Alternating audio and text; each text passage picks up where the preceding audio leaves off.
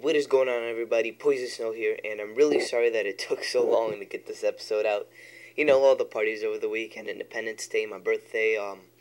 I'm back now, though, and we have a lot to take care of in this episode. So really quickly before I get started, once again, I want to mention that these are not all the guns that are going to be in the game. These are just the guns that were confirmed by the leak and Kotaku.com. And especially in this case, there's the sniper rifles, and as you're going to see, there's no bolt-action sniper rifle. And I'm like 99.99% sure that there will be bolt-action in the game. It's kind of the Call of Duty way to put it in, but we'll just have to wait and see. But I'm pretty sure that there's going to be more sniper rifles and handguns in the game. But yeah, we have a whole bunch of guns to take care of in this episode, so let's get started on episode 3 of Modern Warfare 3 Guns, Snipers, and Handguns. So for our first sniper rifle, we have the M14 EBR, and what I really quickly want to say about this gun is a lot of the sites that I checked kind of hinted towards this gun being almost the same exact thing as the M21 EBR, and some sites even kind of just interchanged the names, kind of hinting towards that the gun is pretty much the same exact thing.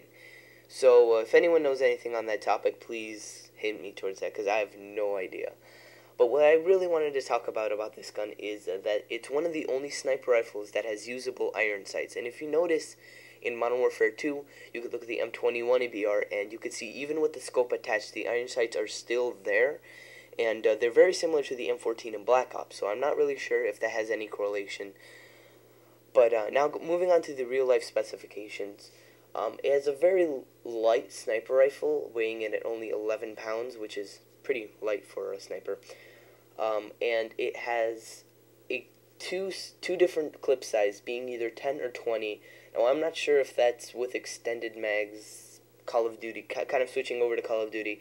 I'm not sure if the 20-round detachable box magazine would be the extended mags version of the magazine, or if it uses some different amount. But I know 10 is the kind of the default and the regular magazine size for the M14 EBR. And what's really interesting about this gun is for a sniper rifle being semi-automatic, it has a 750 rounds a minute max, which is actually a pretty high fire rate even for some assault rifles.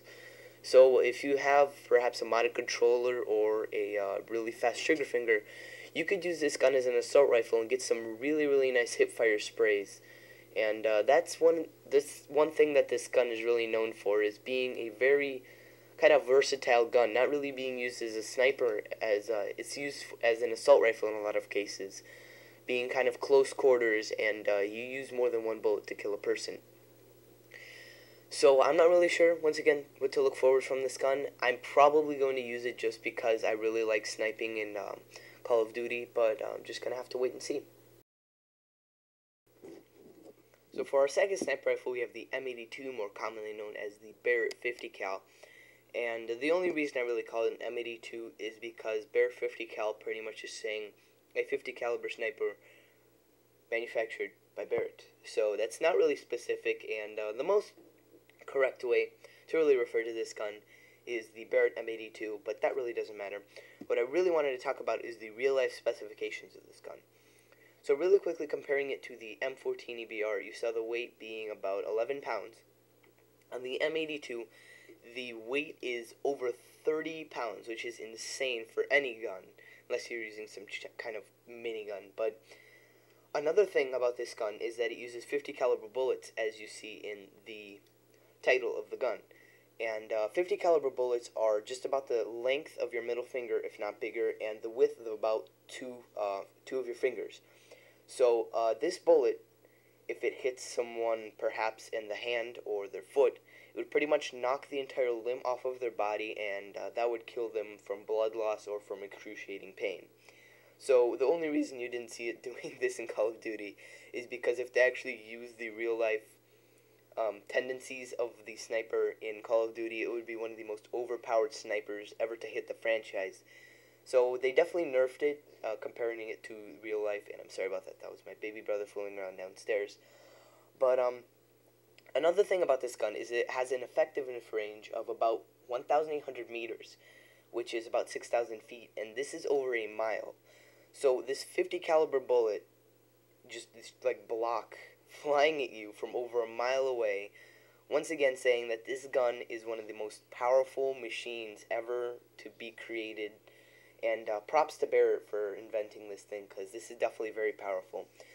So you saw being a very powerful semi-automatic sniper rifle in the previous Call of Duties, and I'm really hoping it would be sort of the same in Call of Duty Modern Warfare 3. So personally, I'm going to use this gun just because of its reputation and its real-life specification. But I would, oh, that actually rhymed. But I would suggest using this gun in Modern Warfare 3 just because, looking at it from the side and from previous Call of Duties, it seems to be one of the more powerful guns. So I'm not really sure what to look forward to. Once again, I really can't know what to look forward to until November 8th. But I really would suggest using this gun, and let's move on to the next sniper rifle. So for our third and final sniper rifle, we have the Remington Semi-Automatic Sniper System, and for short, I put the little title up there, RSASS.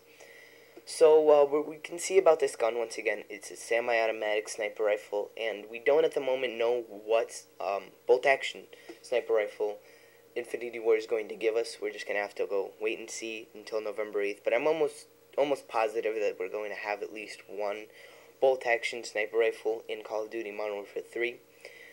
So, once again, obviously created by Remington, and the country of origin is USA.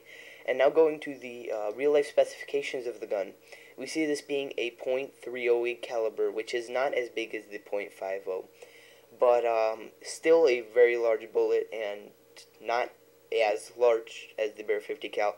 So we can expect from this gun as being not as high of a damage output as the Barrett 50 cal, but perhaps something else about the gun that could balance it towards being almost as powerful. This gun weighs in at about 15.75 pounds, and the only reason I really say the weight for the sniper rifles is because the weight kind of determines how much recoil the gun has. A heavy gun would kind of stop the gun from kicking back or kicking up once you shoot the bullet. For instance, in the case of the Barrett 50 cal, it has the 50 caliber bullet, which when it flies out creates a massive amount of recoil. That's why it has to weigh at about 30 pounds. The M14 EBR, however, has a very small round, so this means a high or a low damage output, but a very low recoil because of its small bullet size. Another thing about going back to the Remington Semi-Automatic Sniper System, which is quite a mouthful, but it has a shorter range than the Barrett 50 cal, about 1,000 meters, which is just under a mile, and it has about 19 or 20 round detachable magazines, which is pretty large for a sniper rifle. I'm not really sure if that's going to be the case in Modern Warfare 3, but once again, we can't really know what to look forward to in the gun until the game actually comes out. But looking at the real-life specifications, we're going to see this gun being not as high damage output, maybe perhaps lower recoil, and not as far range. So, looking forward to using the gun because it's a sniper, and I really want to use all of the snipers as much as I can. Get some good clips for you guys, maybe put together a montage, but let's just wait until November 8th. I'm really excited for this game. So yeah, let's go on into our second section of the video, handguns. So for our first pistol, or handgun, really depending on what you want to call it, we have the P99, manufactured by Welther in Germany. It has been in use since 1996 to the present, and what I really want to say about the pistols is you can't really look forward to the pistols. Pistols are kind of that one gun that you use when you're in a tight situation and maybe you're using a sniper or you're using some gun that's not really effective in close range. So you pull out the pistol, quickly finish off your enemy with a sort of high damage output and low recoil, and you move on to your primary weapon.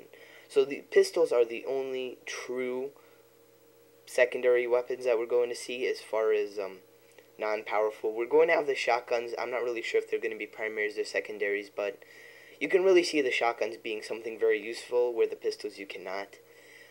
Going to the real-life specifications of the gun, the really one thing that I wanted to say is you saw the previous sniper rifles having an effectiveness range of over like 1,000 meters and miles of the bullet just flying and still having the same impact. And in this gun you see a 60-meter effectiveness range.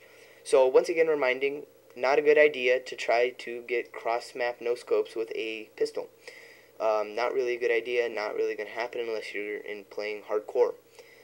I can't really say I'm looking forward to the gun just because I can't look forward to using handguns in the game. I mean, I use them from time to time as a secondary gun, but I end up just not using them that much. But I don't know, maybe you're the kind of person that likes to run around with a pistol, or perhaps go only use me blade or something like that. And in that case, a pistol, something lightweight and something very easy to aim down sight in, useful for you, but not my cup of tea. So moving on to the second pistol, which I actually find very interesting. So for our final gun of this episode, we have the MP412 Rex, and this sounds pretty cool. But as you see in the center image, this is a drawing, and the main reason is, if you see in the bottom left corner, this gun was actually never produced. So I don't really know what to think about this gun, mainly because there's no real life specifications for it, and we've never seen it in a previous Call of Duty, so I don't really know what to look forward to. It looks like it has the kind of the chamber clip where you kind of click it out and put the bullets in manually, as you saw on the Magnum or the Python. But that's pretty much all I could say about this gun. It was the country of origin is Russia, and it's never manufactured by anyone. So for some reason it's going to be in the game, and we're just going to have to wait and see, like all the other guns. So I know this was a really long episode, but we did have a lot to cover. So thanks you guys for sticking on by, and I would really appreciate a like rating, because I did really put a lot of work into this series. And for our next episode, we have episode 4, Shotgunz. And if we get this video to about 30 likes, I would really appreciate it. And yeah, that's pretty much it, guys. Love you all in the face, and Poison Snow out.